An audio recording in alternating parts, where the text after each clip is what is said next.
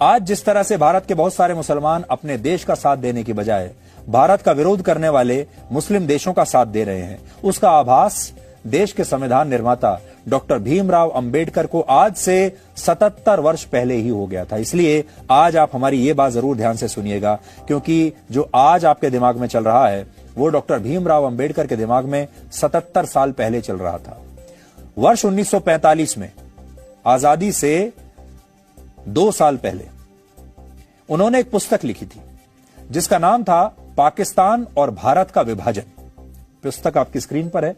मैं भी उस पुस्तक के कुछ अंश लेकर आया हूं आज, और इसमें कई बहुत महत्वपूर्ण बातें लिखी थी उन्होंने जो आज पूरे देश को पता होना चाहिए।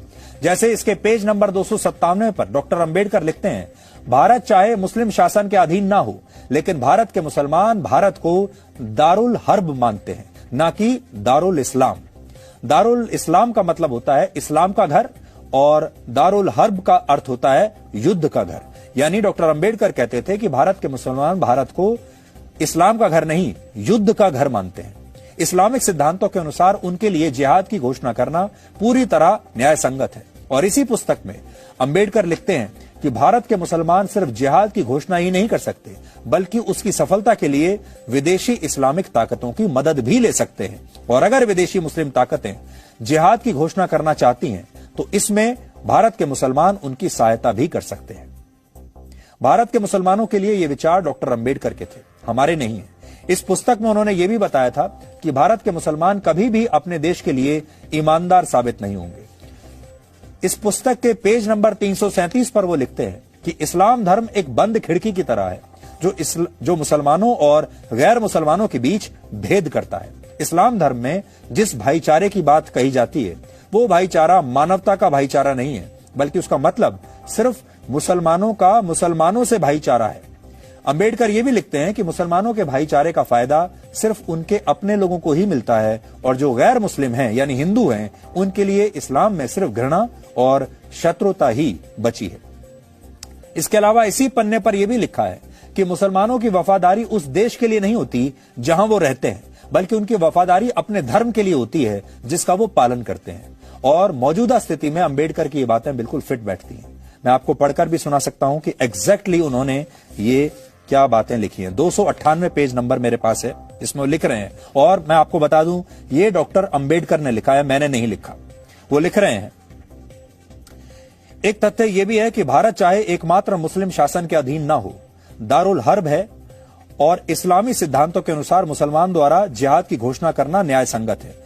वो जिहाद की घोषणा ही नहीं कर सकते, बल्कि उसकी सफलता के लिए विदेशी मुस्लिम शक्ति की मदद भी ले सकते हैं। और यदि विदेशी मुस्लिम शक्ति जिहाद की घोषणा करना चाहती है तो उसकी सफलता के लिए सहायता भी दे सकते हैं। 337 नंबर पेज पर वो लिखते हैं जो अभी मैंने आपको बताया, इस्लाम एक बंद निकाय की तरह है जो मुसलमानों और गैर मुसलमानों के बीच जो भेद ये करता है वो बिल्कुल मूर्त और स्पष्ट है।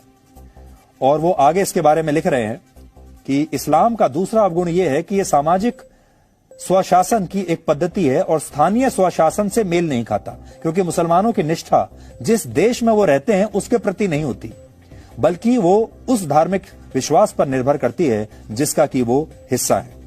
दूसरे शब्दों में वो आगे लिख रहे हैं, इस्लाम एक सच्चे मुसलमान को भारत को अपनी मातृभूमि और हिंदुओं को अपने निकट संबंधी मानने की इजाजत नहीं देता। तो इसका मतलब यह है कि दुनिया भर में जो मुसलमान हैं, जो इस्लाम धर्म को मानने वाले लोग हैं, वो उनके पास मातृभूमि का जैसा कोई सिद्धांत नहीं है। वो मातृभूमि को नहीं मानते, वो सिर्फ इस्लाम को मानते हैं। और वो दुनिया में कहीं भी रहते हों, ये इस्लाम उन्हें एक साथ इकट्ठा करके रखता है। और यही बात भारत के मुसलमानों के बारे में भी है। वो शायद इसे अपनी मातृभूमि नहीं मानते और हमसे हजारों किलोमीटर दूर जो दूसरे मुसलमान बैठे हैं उन्हें अपना भाई समझते हैं। तो ये इतिहास है, ये सिद्धांत है, और इसीलिए हमने आपको ये कहा कि अब ये एक धर्म युद्ध बन चुका है, क्योंकि जो कुछ इस्लामिक देश भारत के खिलाफ कर रहे हैं वो सब कुछ धर्म के आधार पर है, वो तर्क के आधार पर नहीं है।